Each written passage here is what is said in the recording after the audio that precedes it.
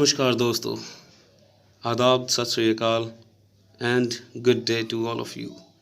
So today we are going to start with 9th class CBSE English, Book 1, Beehive.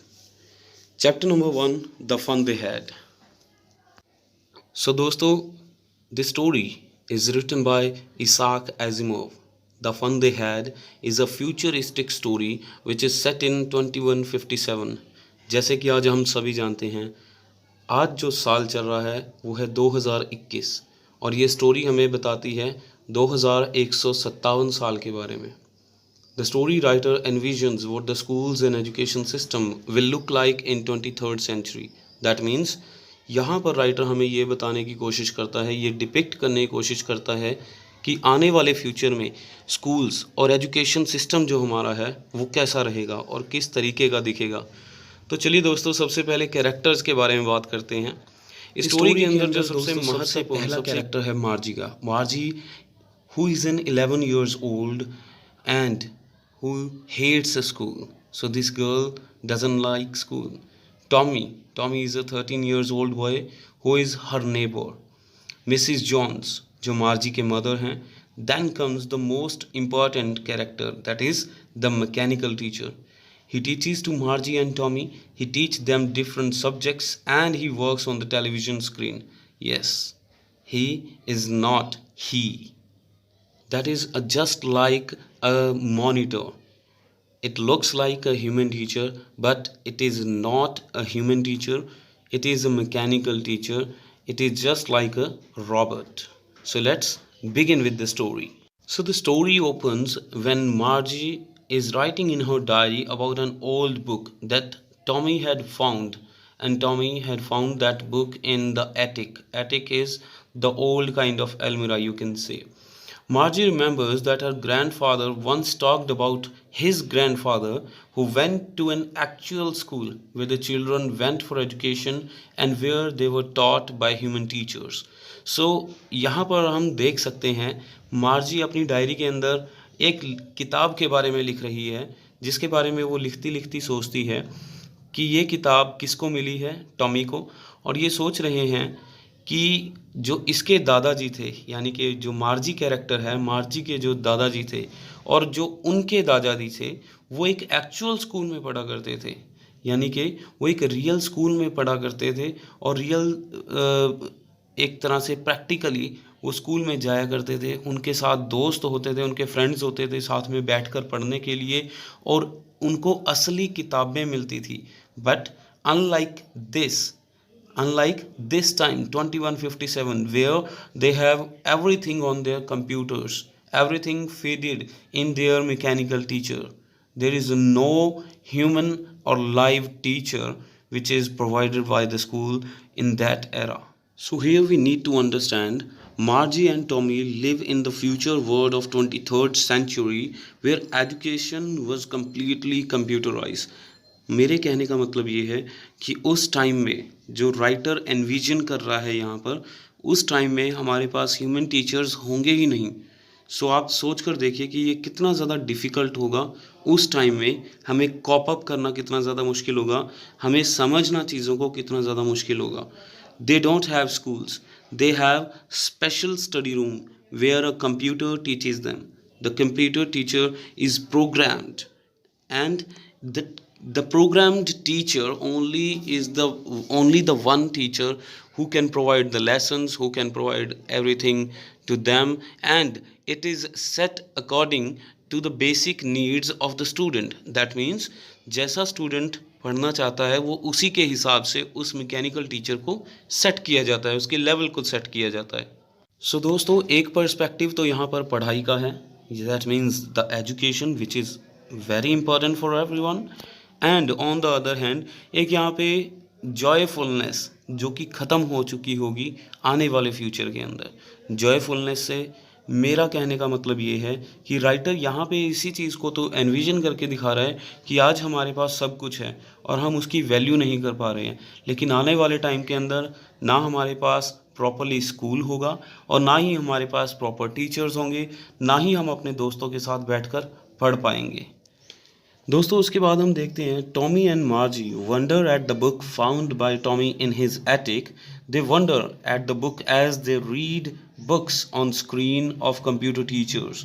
Because जो books अभी तक उन्होंने पढ़ी हैं वो सारी टेली बुक्स हैं. टेली बुक्स मतलब जो कंप्यूटर के ऊपर चलने वाली बुक है, जस्ट लाइक माइक्रोसॉफ्ट वर्ड और Microsoft PowerPoint presentations. So here Margie feels the computer teacher is boring. She does not like the mechanical teaching and learning because interaction करने के लिए कोई है ही नहीं. अब मेरे ख्याल से इस चीज़ को बहुत आसानी से हम समझ सकते हैं कि अगर हमारे सामने कोई हमारे साथ बात कर रहा है, एक इंडिविजुअल टीचर या हमारे स्टूडेंट्स या हमारे क्लासमेट्स, जब हम किसी चीज़ को डिस्कस करते हैं, विजुअलाइज करते हैं और उसको सोचते हैं, उतनी ही जल्दी उस चीज़ को हम सीख पाते हैं. तो यही कैरेक्टर मार्जी जो कैरेक्टर है उसके कैरेक्टर के थ्रू यही यहाँ पे डिपिक्ट किया जा रहा है इज़ाक एजिमोव द्वारा. Now after that they further talk about the books which comprise of paper instead of telebooks they have now. That means जब उस साल के अंदर 2157 के अंदर उनके पास सिर्फ टेली बुक्स हैं, उनके पास रियल बुक्स जो यहाँ पे एक बोल्ट करके आपको दिखाया गया है बुक्स. दैट मीन्स जो बुक्स हम आज के टाइम में पढ़ रहे हैं they will not have that kind of books, they will have only tele books. It is rather interesting to read about conversation between the little kids. They get fascinated by the concept of school which prevailed in the days of their grandparents. That means उनको ये सोचकर बहुत ही ज़्यादा अच्छा लगता है कि उस टाइम में कितना इन्जॉय करते होंगे सभी स्टूडेंट्स पढ़ना, उस टाइम में टीचर्स कितने मज़े से उनको पढ़ाते होंगे और कितना ही माहौल जिंदा दिल रहा होगा, कितना ही वो लाइफ फुल ऑफ लाइफ रहा होगा जो टाइम वो आज मिस कर रहे हैं. So they actually talk about how those days were much more fun. मार्जी यहाँ पर कहती है कि वो कितना बहुत ही ज़्यादा फ़न करते होंगे उन दिनों के अंदर, बहुत ही ज़्यादा अपनी लाइफ को बहुत अच्छे से अपनी एकेडमिक लाइफ को इन्जॉय करते होंगे उन दिनों में. The fun they had does show us the reality of technology taking over in the near future. That means आने वाले कल के अंदर टेक्नोलॉजी कितना ज़्यादा टेक ओवर कर लेगी आज के टाइम को हम अंदाज़ा भी नहीं लगा सकते. So the basic theme of the chapter is that this lesson throws light on an interesting aspect of technological world that we are going to have in our future. That means future के अंदर हमारी जो ज़िंदगी है उसके अंदर technology का कितना बड़ा रोल रहेगा. Consequently, it is set in the future where two children discuss the ways things functioned in the earlier days. यहाँ पर earlier days के से मतलब है 2021 या 2020 जिसमें हम आज जी रहे हैं. आज की हमारी दुनिया कैसी है और आने वाले 200 साल के बाद, 300 साल के बाद या 400 साल के बाद हमारी जो दुनिया है वो कैसी होने वाली है, कैसी दिखने वाली है, उसका कैसा एजुकेशन सिस्टम होगा, कैसा सोशल सिनेरियो होगा, पॉलिटिकली कैसी कंट्रीज़ डिवाइडेड होंगी, क्या होगा क्या नहीं होगा, ये सभी चीज़ें इन बच्चों के दिमाग में उस टाइम पे आ रही थी when they were looking at the older book which Tommy found in the attic. So this was the chapter, and now let's have a look upon the NCERT question answers of this chapter. That means the textual questions we are going to have in our NCERT books. So the first question asked, how old are Margie and Tommy? Margie and Tommy, they live in the future in the year 2157. They are neighbors and spend time together. Margie is a girl of 11 years of age while Tommy is a boy of 13. That means ये दो बच्चे हैं, दोनों पड़ोसी हैं. 2157 इस साल में ये रहते हैं. मार्जी 11 साल की एक लड़की है जबकि टॉमी की उम्र 13 साल है. यहाँ पर हमारे पास दूसरा क्वेश्चन आता है, What did Margie write in her diary? On 17th May 2157, Margie wrote that day Tommy had found a real book in the attic of his house. It was an old book with yellow crinkly pages. That means यहाँ पर मार्जी 17 मई यानी कि 17th में साल है 2157 यानी कि 2157 जिस टाइम के मार्जी अपनी एक डायरी के अंदर नोट कर रही है कि टॉमी को एक रियल बुक मिली है एक रियल बुक उनके लिए एक बहुत ही बड़ी अचीवमेंट है। अगर हम यहाँ पे ध्यान से इस चीज़ को, इस स्टोरी को समझें तो उनके लिए तो ये बहुत बड़ी चीज़ है, क्योंकि उन्होंने अपनी लाइफ टाइम में कभी रियल बुक देखी ही नहीं ने। So it was an old book with yellow and crinkly pages. हम देखते हैं कई किताबें जो बहुत देर से हमारे घर पर पड़ी होती हैं, वो उसके जो पेजेस हैं वो येलोइश कलर के हो जाते हैं और क्रिंकली, दैट मीन्स काफ़ी सख्त हो जाते हैं उसके पेजेस। सो सेम वैसी ही बुक उन्हें अपने एटिक में से मिली थी। So we get third question over here, had Margie ever seen a book before?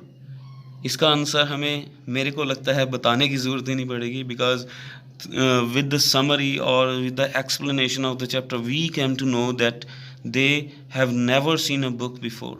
So the answer goes like this: no, Margie had not seen a book before the one found by Tommy in his house. She had only heard from her grandfather that his grandfather went to school as a boy and that they read books that were printed on paper. बस उसने सिर्फ सुना था एक बार अपने दादाजी थे कि उनके जो दादाजी थे, यानी कि मार्जी के दादाजी वो एक रियल स्कूल में जाया करते थे, रियल बुक्स के साथ पढ़ा करते थे, रियल बुक्स में से रीड करके पढ़ा करते थे और रियल टीचर्स उनको पढ़ाया करते थे। चलिए दोस्तों, अब देखते हैं फोर्थ क्वेश्चन को। What things about the book did she find strange? अब कौन सी ऐसी बातें थी जो बहुत अद्भुत लगी या बहुत ही अलग लगी उस बुक को मिलने के बाद मार्जी को? As Margie lived in an era where students study from a mechanical teacher and all the books appeared on the screen, she found it strange that the words appear on the printed book did not move. That means जो book उनको मिली थी, जो Tommy को attic में से मिली थी book, उस बुक के ऊपर जो वर्ड्स थे वो प्रिंटेड थे, they were not moving at all, they did not move. It was strange to see the same words appear on the pages as she flipped them over.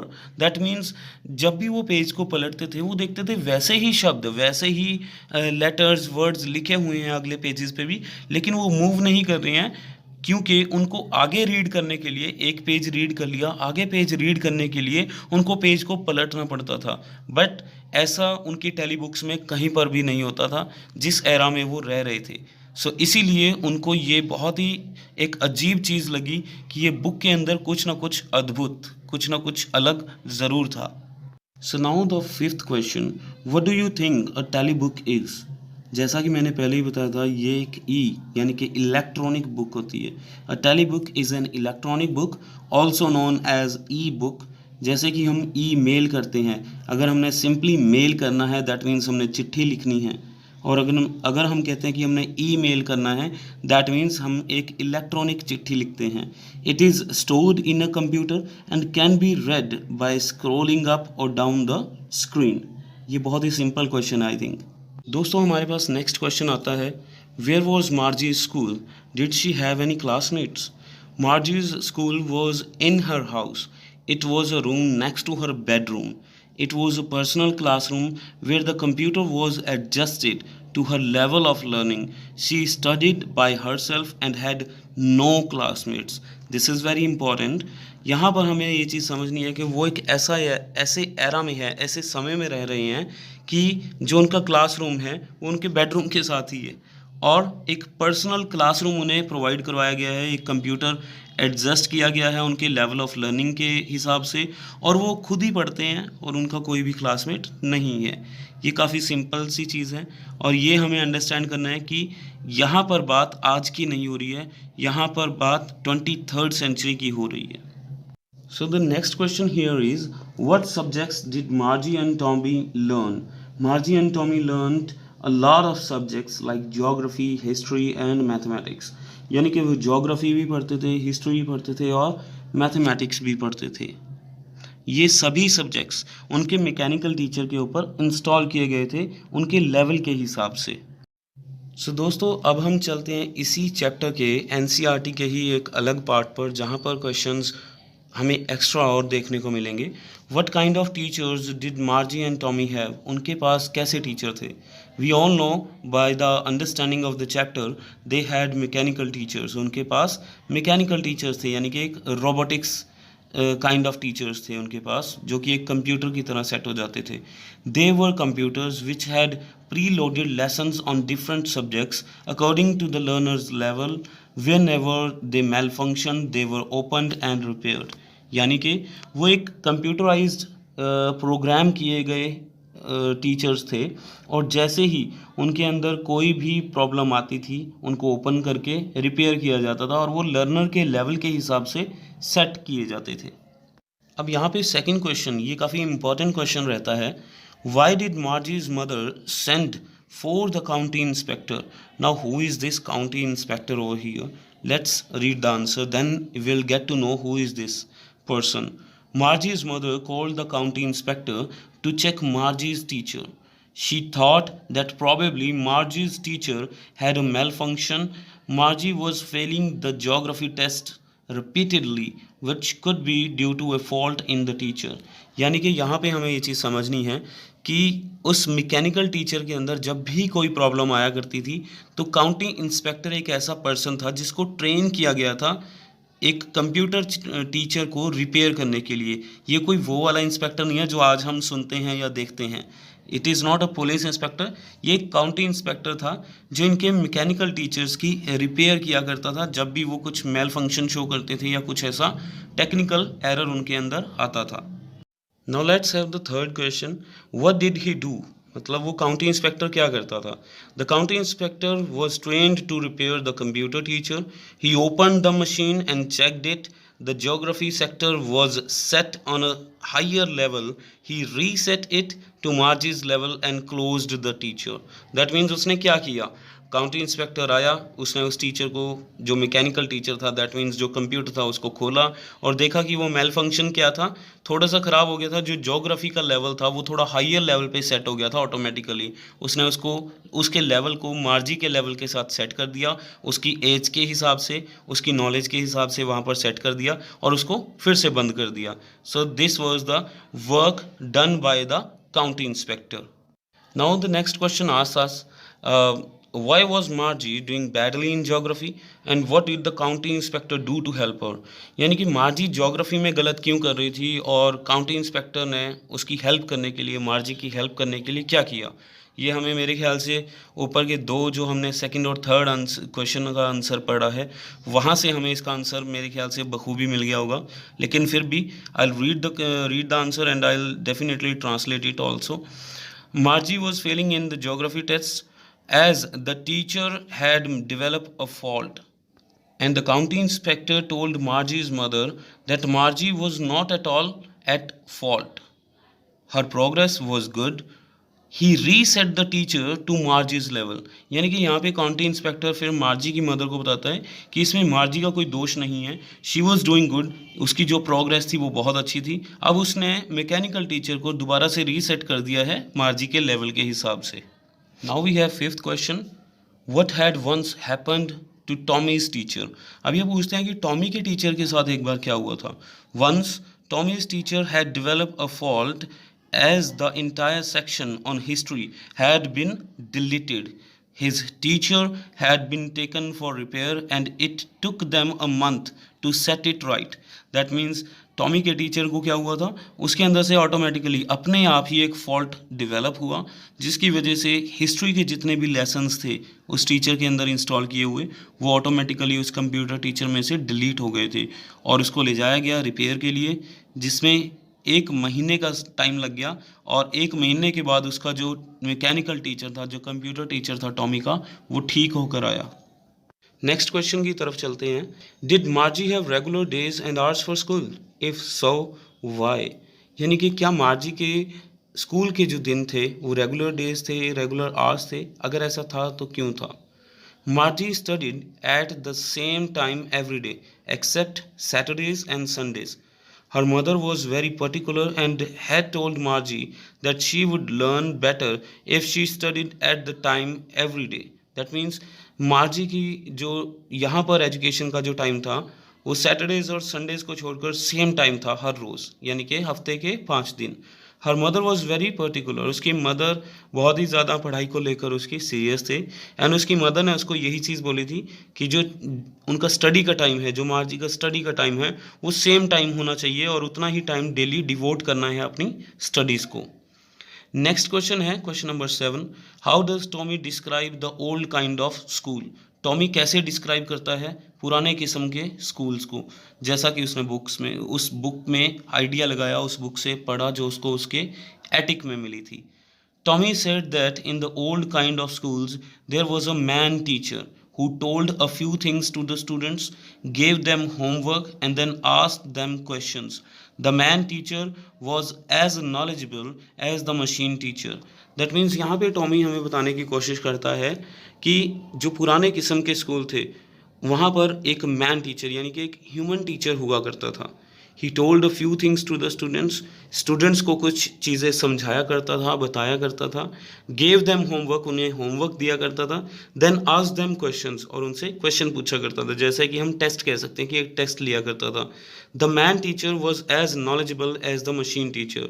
और Tommy end में कहता है कि जो ये मैन टीचर यानी कि जो ह्यूमन टीचर था वो भी हमारे मैकेनिकल टीचर की तरह उतना ही नॉलेजेबल था। So now we had 8th question, how does he describe the old kind of teachers. अब वो ओल्ड काइंड टीचर्स को कैसे यहाँ पे डिस्क्राइब करता है। He says that the old teachers were not the regular kind they had, they were human beings and not machines. ये बहुत ही इंपॉर्टेंट सेंटेंस है, though it is one line sentence but it has all the meaning we need over here. यानी कि वो human beings थे, वो इंसान थे, ना कि कोई मशीन थे। तो दोस्तों इसी के साथ हमारे क्वेश्चन आंसर्स का जो सेक्शन है ये भी यहाँ पर समाप्त होता है, ये ख़त्म होता है। और अगर आप चाहते हैं कि मैं इसी चैप्टर के वैल्यू बेस्ड क्वेश्चंस के ऊपर कोई वीडियो बनाऊं, if you want me to make a video on the value based questions also, then please मुझे इस वीडियो के कमेंट बॉक्स में कमेंट करके ज़रूर बताइए। And in the end, thank you very much for watching this video. Please like and share this video as much as you can. God bless you all. Jai Hind.